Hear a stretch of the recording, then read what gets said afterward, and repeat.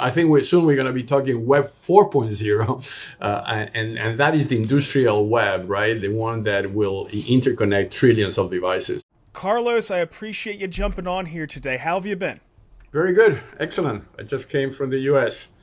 on the Nasdaq doing a closing bell, so great experience.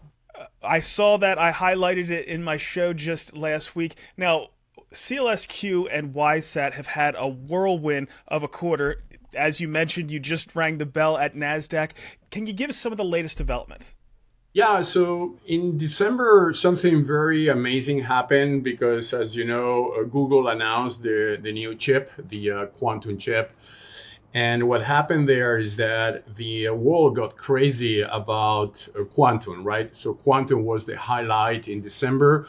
Companies like Rigetti, like SealSQ, and many other quantum companies got their valuation skyrocketed. I mean, SealSQ went to $1 billion market cap in December, trading something like 750 million shares, so something unseen until now. And the reason is because the market is realizing that quantum is actually arriving faster than what we originally thought it will be. There have been some contradictions between the NVIDIA CEO saying that quantum will be in 15 to 30 years. Then that was corrected by Google. They say, no, this is actually happening before. Microsoft did the same thing. Amazon did the same thing. IBM even announced that they already have a quantum computer. So that obviously is making a lot of people nervous, because once you have quantum computers, you can break everything, right? You can break RSA, triple desk, all the existing crypto.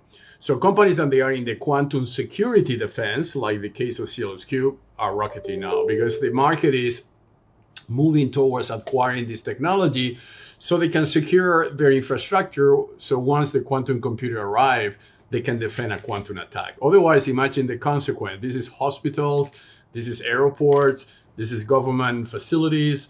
Everybody and anyone will be exposed to a quantum attack, right? So that has created an amazing momentum.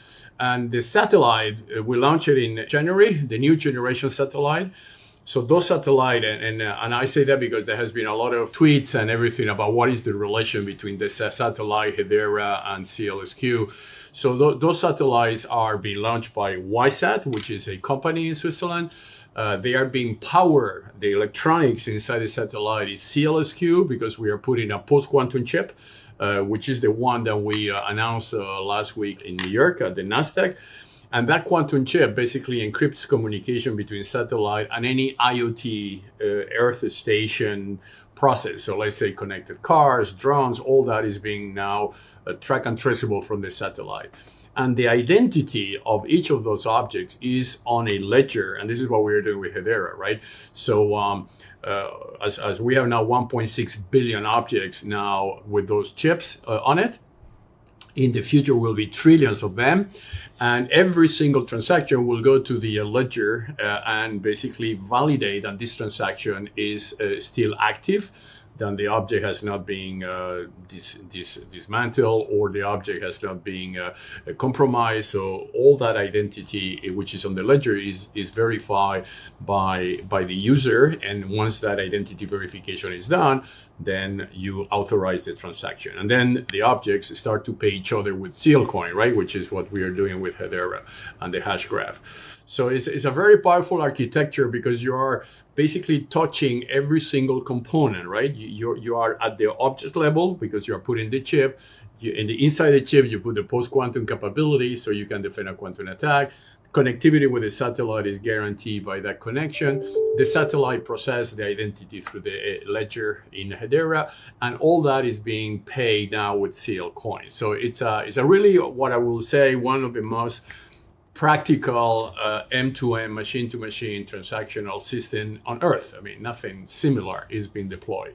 So big endeavor, but now we obviously have the capability and the size to get that challenge done.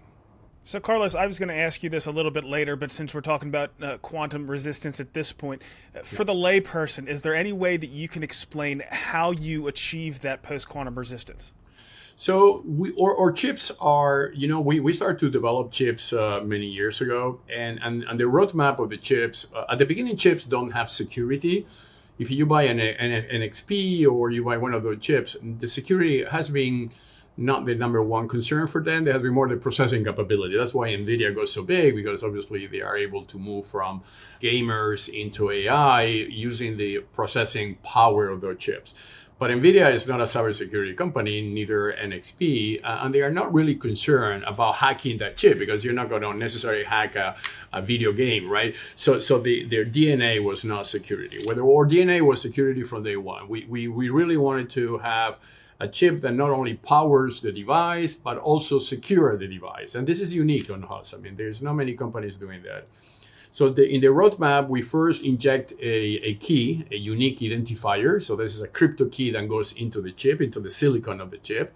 And that key makes the chip unique. So when the chip is installed in the device itself, in the electronics of the device, let's say a drone or a connected car, that identity of the device is guaranteed by the secure element, which is inside the object. And the verification is done then in a blockchain. And that's the uniqueness. You don't have a centralized database that basically has all the IDs of everybody. This is a totally decentralized level. So in that roadmap, we were the most sophisticated company before the quantum. Then the quantum started to arrive about 2 years ago, that concept of a quantum, what you call a post-quantum chip, which is a chip that will be able to defend a quantum attack. Was very theoretically, because we didn't have access to a quantum computer, so you have to simulate a potential quantum attack without having the computer.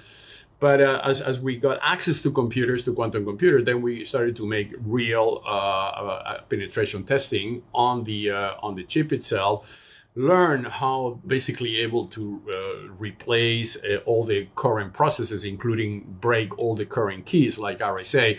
So we need to change those keys. I mean, you cannot use anymore RSA or triple this key to secure your object. And then you have to move into what you call a quantum root key, which we issue. So we issue, this is like a PKI process, we issue our own quantum root key.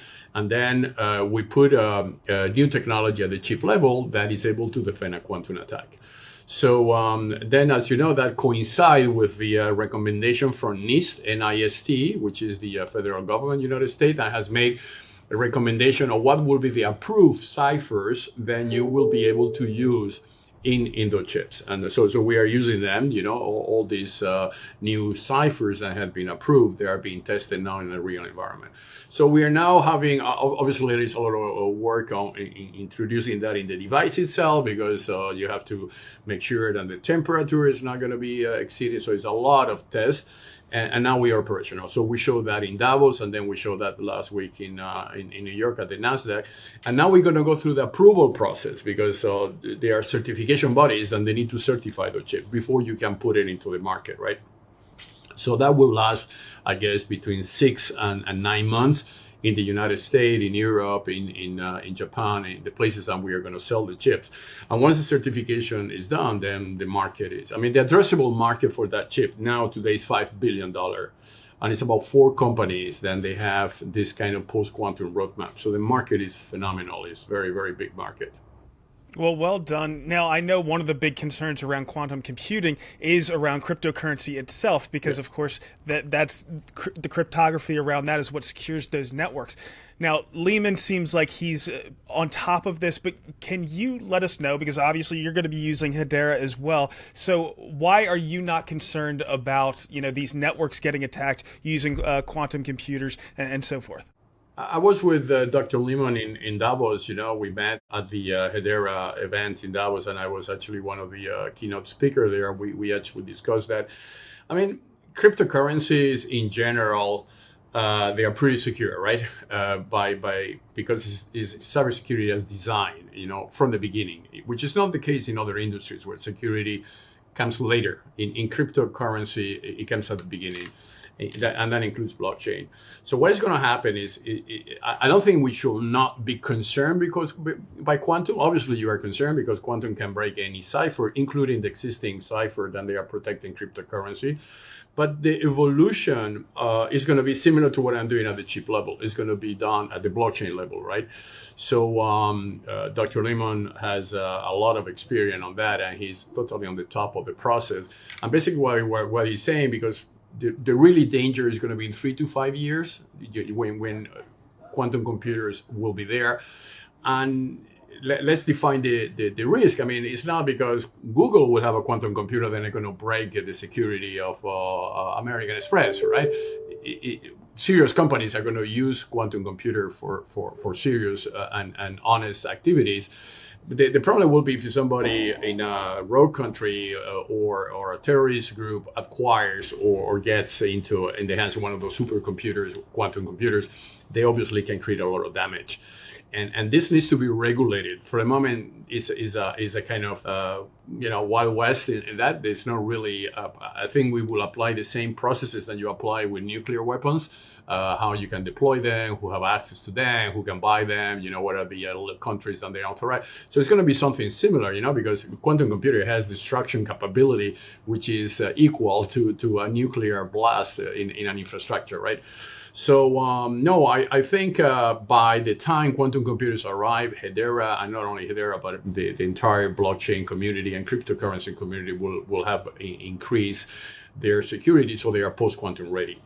And that's what you call the quantum resilience process, right? It's a huge opportunity because obviously if you do that before the others, you're going to attract more investors into your token, into your cryptocurrency than if you wait too late, right? And you expose yourself. Same thing applying on IoT. Well, like you said, I think Lehman is all over this. I think he's going to be well ahead of the curve. It's fascinating stuff, and that's why we spent some time on it here in the beginning. But I want to get into some of the ties around the transactional Internet of Things and the things that you're doing with Hedera. One of the things that jumped out to me was that SealSQ is going to be supplying microcontrollers for smart meters in 26 million homes there in the UK.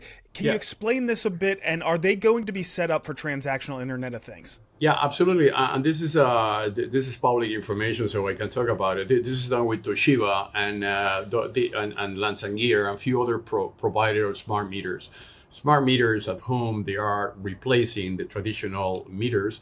And smart meters now, they are able to capture energy from solar panels or batteries. Homes are becoming self-sustainable in terms of electricity consumption, and this is obviously a huge opportunity now to tokenize that asset, right? Because electricity is a very easy access to tokenize a fixed price. You know for what are the price you are buying, and you know also what kind of price you can sell in case that you have overcapacity. You have installed enough solar panel in your home or your factory, then you can resell electricity to somebody else that will need it, right? So this is creating a market. So the first thing we have to do is obviously secure those smart meters, and this is the contract. It's over a 5 years contract. Once we secure them, then the chips, the new generation chips, are going to be powering them, the post-quantum chips, so they are actually protected against a quantum attack. Which, by the way, the electrical grid is number one target, because somebody can shut down the electricity of an entire city. And then the business model there is actually you as a user, you could create with your neighbors a small community and exchange electricity tokens between themselves. That's what Sealcoin does. So if you overproduce and your 20 neighbors are overproducing electricity, you become like a small electrical company, right? And you can sell that electricity to somebody else, or you can store that electricity into batteries. So that is creating a B2C market for electricity that did not exist before. Before was only between entities. Now is consumers can get into the game. And obviously, the way you're not going to pay with a MasterCard or a credit card. You need a token that allows that transactions to be negotiated between two entities. And this is one of the use cases that we have done for Sealcoin. There are other use cases, but this is a very concrete one, which I think is going to be maybe during the first year the most popular one and easier to use, due to the fact that those smart meters are coming. And obviously for us it's a great operation because not only we secure and we sell the chips for the meter, but then we enter into machine-to-machine transaction between those meters, exchanging tokens between themselves. We've been dreaming about those kind of microgrids since the beginning of Hedera back in 2018. These things take a long time before they actually come to fruition. All the infrastructure has to get out there before we actually start to see the Web3 component come and make its impact. The next question I have is just how long from now do you think it will be before we actually start seeing these machines interacting between one another? So what you say is a very good question because I mean you're fighting two forces here before this become mainstream. One is the monopoly force, which is the electrical utility company that has a monopoly, right? So Sure. why they're going to share with you revenue if they are the ones selling and buying electricity from you? So technology before the meter was only a terminal to the utility company. It was not a smart meter. I mean, it was only a dumb terminal to the utility company. And the electrical utility company control those meters and will not let you talk meters between meter. They have to talk meter to utility, utility to meter, right? So that architecture has been challenged by Hedera and blockchain and the peer-to-peer decentralized architecture, which allows now manufacturers of meters to develop smart meters. Because what is the point to have a smart meter and replace just the old meter if you only have one relation with your utility, right? So that is a big challenge now. Utility companies now, the monopoly, also understood that this actually could be a revenue generation for them as well, because they are buying electricity at a cheaper price than if they buy from traditional sources, right? Actually, the cheapest electricity you can buy now is the one you generate at home, because they're putting prices then they're so low. And that creates the market, because then I can choose, say, okay, if my utility company charged me 5 cents and I can sell to my neighbor for 20, I'm gonna sell my neighbor for 20, right? So that creates a competition into the market. So that's why it's happening now and not before. And this is what Web3 is all about.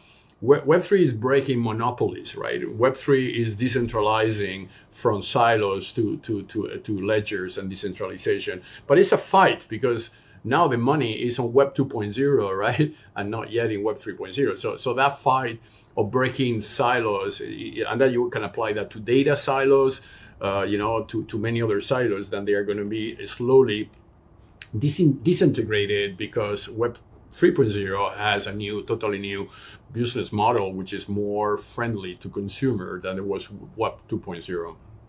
Absolutely. So the next thing I want to touch on is you had that launch in January. I was reading some of your posts, and it sounds like the launch that I believe you're going to have in April has some specific transactional Internet of Things capabilities. Yes. How are they different from the satellites that are already in orbit? So in total, we have launched 20 satellites. The first one were LEO, very low, were a small satellite, low orbit satellite. And the only thing those satellites managed to do was detect a signal from an object through a sensor that we put on the object. Satellites have a life cycle between 3 and 5 years. So satellites disintegrate. So you have to keep launching satellite, right, to maintain the constellation. And what we are doing is we after launching those, we develop a new generation of satellite, which are more sophisticated. They have the cryptographic root key on it. They have a Sealcoin wallet on it, so you can start to exchange Sealcoin between the satellite. That's what we're going to do. We are testing that as we speak now. And the next launch, actually, we're going to make payments from the space, right? So that will be something very cool. And for that, you need to put wallet technology at the satellite level and also at the recipient level. And the reason, and I already, because with the SpaceX, you have to reserve because there are big demand on satellite, and they are now using the Starship rocket, which can launch more satellites. So the cost is going to go lower, but you have to design the satellite accordingly their specification, because there is a way, now there's like blades and they leave the rocket in a very, very efficient and fast, because you have to position yourself in the right spot and you have a very short time where those satellite needs to be deployed. So our roadmap is that every single launch we do, we increment the technology. We make the technology smarter. We make the connection more secure. Actually, we are even talking now of injecting AI at the silicon level. This is very unique, because AI is on the cloud thing now. Everybody does that. But we are looking into the possibility of injecting AI at the silicon, at the chip level itself. So the chip becomes intelligent, right? And this opens a total new dimension of the usage of that chip. So this is a kind of roadmap. Every launch, we're going to increment the technology. And that's why we have now 6 has been already booked. So there's going to be 6 new satellites. And then obviously clients arrive and say, okay, I want to rent. For the moment, we are not selling the satellite. We are taking the cost ourselves, but we are renting the satellite. So if you want to use the satellite because you want to do, I don't know, a space, a medical experiment with a new drug, things like that, so you can rent the satellite. And this is obviously more we rent the satellite, more revenue we generate, which allows us to send more satellites and so on. That's the current business model. But I know, but Hedera is, I mean, we are only working with Hedera. I mean, this is a very strong commitment from us and Hedera, right, to make that happen. When I talked, by the way, with Dr. Lemon, he loved the satellite story. He told me this is the most sophisticated application currently running in Hedera, in the entire ecosystem of Hedera. This is something that attracts the attention of everybody, because once you solve a problem in the satellite and the space, you can apply that in many other places, right? And in the future, I mean, the moonshot of that could be bringing nodes to the space. Imagine creating nodes on the space, and those nodes will be cheaper to maintain because they will not need electricity. They will be powered by solar panel. They will not need air condition because the space is very cold, and it will be very difficult to hack because hacking a satellite is much more complicated than hack a node. This is the kind of evolutions that we will being incrementally adding in the roadmap we have built. Well, it seems like SealSQ and WiseSat are staying on the cutting edge of pretty much every front you're working in, and maybe eventually WiseSat or WiseKey could become a Hedera council member and be running a node for that. Another news story that I saw that caught my interest was that SealSQ is going to be supplying quantum-resistant drones. I believe I read that. Yes. To the U.S. Department of Defense, right? So I would guess this doesn't have a Web3 component, but I have to ask. Yeah, no, sure. So this is started with Parrot. Parrot is the French drone company, which is one of the leading, actually was, I think, one of the founding companies of drone, Parrot. And Parrot is providing drones to the US and French Army. So the first generation of drone did not have security. And so that means that anyone can intercept the drone. So you will be sending a drone and somebody will hack you and take the drone against you. So there was a kind of issue on how to secure that the drone is under the instructions only of the person that is in control of that drone. So what we did, we put microchips inside the drone and microchips into the command center. So if you're a soldier and you carry your drone in the battlefield, you can launch your drone and you are the one piloting your drone. So that was the first generation. And there are two companies in the United States, and they are providing drones to the US Army. Parrot is one, and there's another one which I forgot now the name, but it has been announced in the NASDAQ tower. So the next generation, and this is what we're already working on, the next generation, is that even, the new concept of the battlefield concept is that you don't want to have command center in a centralized location, because a hypersonic missile can blow that away and then you lose the total control of your infrastructure. So Web 3.0 is actually a very good design for battlefield in the future, because it's a decentralized. If somebody attacks one center, that center gives control to the next center and so on. So it's never in one place and it's totally decentralized, which reduces the risk of shutting down that infrastructure. So that applies to drone as well. Drones will be able not to be anymore under the unique supervision of a soldier, of a person, but will be on drones airport or drone ports, that they are all sitting there. And once you give instructions to the drone, they leave, they do whatever they need to do, and they return back again to the drone port.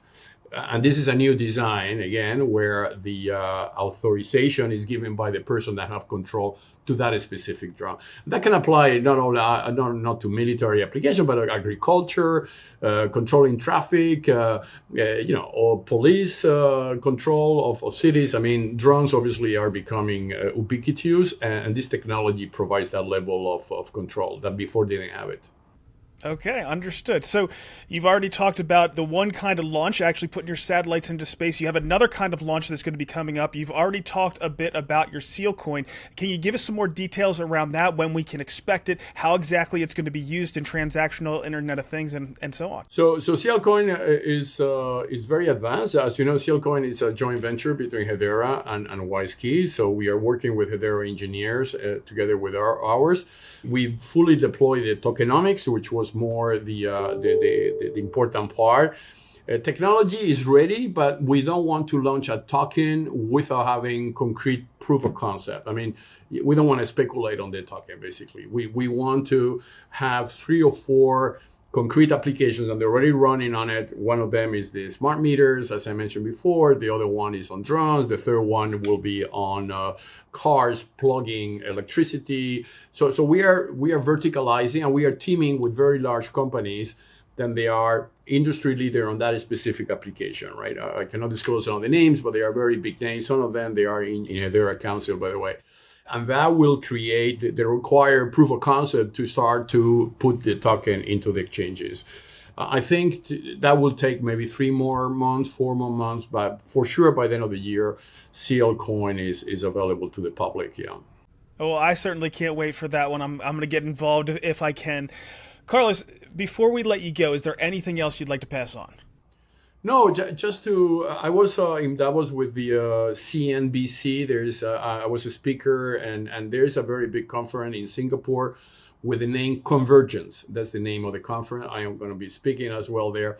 But I think the name is very good, because actually that's what is happening now. And that's why you can see that we are doing many things, but at the end of the day, they are converging.